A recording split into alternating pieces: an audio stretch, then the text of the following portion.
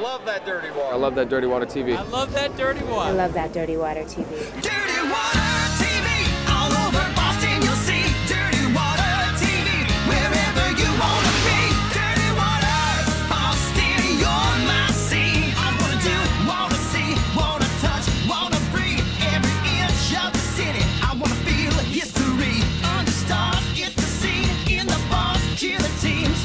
Our passions are matched, Boston's pure energy. Dirty water TV, all over Boston you'll see. Dirty water TV, wherever you wanna be. Dirty water, Boston, you're my sea. Dirty water, dirty water, dirty water. I love that dirty water TV. Dirty water, dirty water. Boston, you're my sea.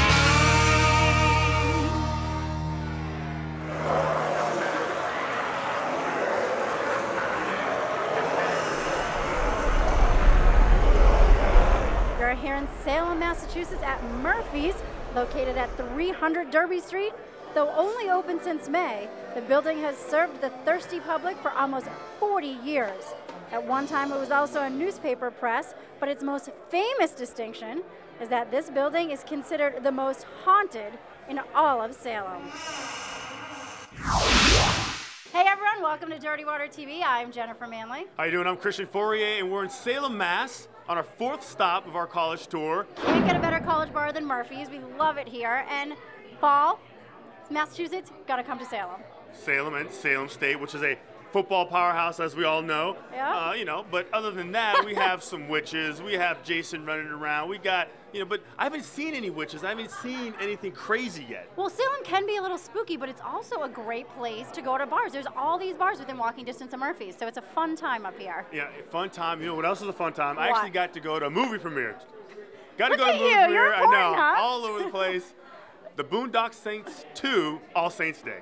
Now, that was Julie Wetherbee. Now, she got to go to the party, Yeah. which is a little more important, and that party is tonight's Great Night Out, brought to you by The Greatest Bar. This great night out, brought to you by The Greatest Bar.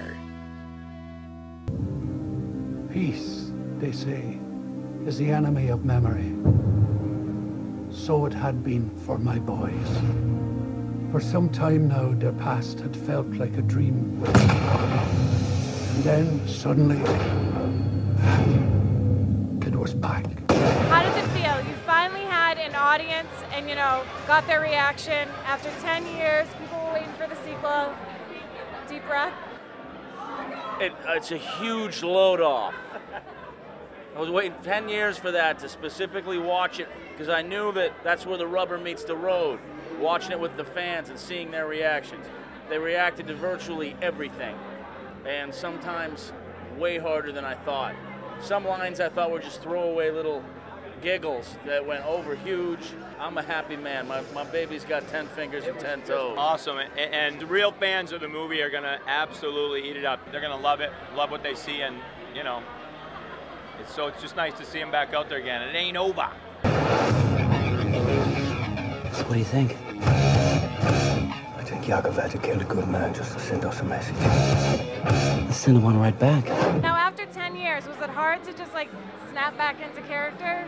No, in the beginning, I was doing a film called Pandorum at the same time. So in the first 2 weeks of Boondock, I was flying from Berlin and back to Boondock set. So I was so out of it. But putting on the trench coat and all that was a little bit of a deja vu. But as soon as I started shooting people, it was like riding a bike. That was one of the finest examples of spiritual guidance I've ever had the good fortune to witness. I had faith in Duffy to make a good sequel. I knew he'd make one that stayed true to the concept. I knew it wouldn't be just Big Explosions Part 2, and he made me proud. I knew it was a huge challenge doing a sequel. Every sequel is, especially to something that's deemed sacred ground by this particular fan base. They know this thing inside out, upside down, all the way around, every frame, every word. So doing a sequel to something like that, I think I had a little bit more on my plate than most people would have. It wasn't just a well-liked film. That party looked great. I'm telling you, the movie is just as good. But, drum roll please, We have a huge announcement today. We have a huge announcement tonight. Dirty Water TV is getting into the paper business. We are. We're not just a TV show. We now actually have a newspaper called Dirty Water News. How awesome is that? Yeah, and this is something great for if you can't watch Dirty Water TV, which we know You're can. all watching. You know, you got cable. Go to a local restaurant, one of your bars, and pick up this paper. It's going to tell you everything that's going around town. And I'm going to drive Christian around. He's going to throw it out, get it right on your doorstep. Yeah. And Ashley Daley is with our friend SJ and the editor, Colin Young. They're going to tell us all about it. And that's tonight's Nightlife Network. I'm standing here with Colin Young and the king of nightlife, SJ Torres, and they're actually here because today, right here, tonight, we are debuting Dirty Water TV newspaper. So Colin, tell us, you're the editor.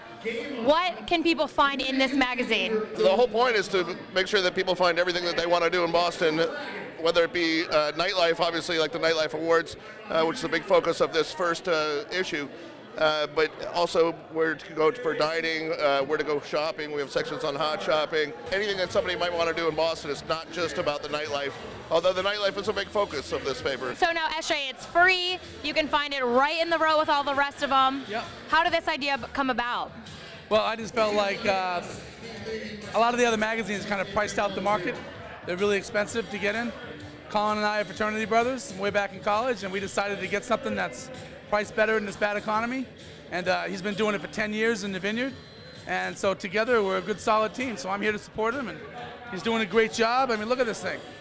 Yeah. So now we know this is not actually out on newsstands yet, but it will be soon. When can we expect it?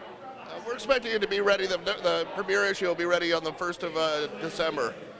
This is what we're putting together for Media Kit. It's also kind of a program for tonight's events. Gives people an idea of exactly what they can expect, but we do have the real issues ready for publication. All right, wonderful. Well, thank you guys so much.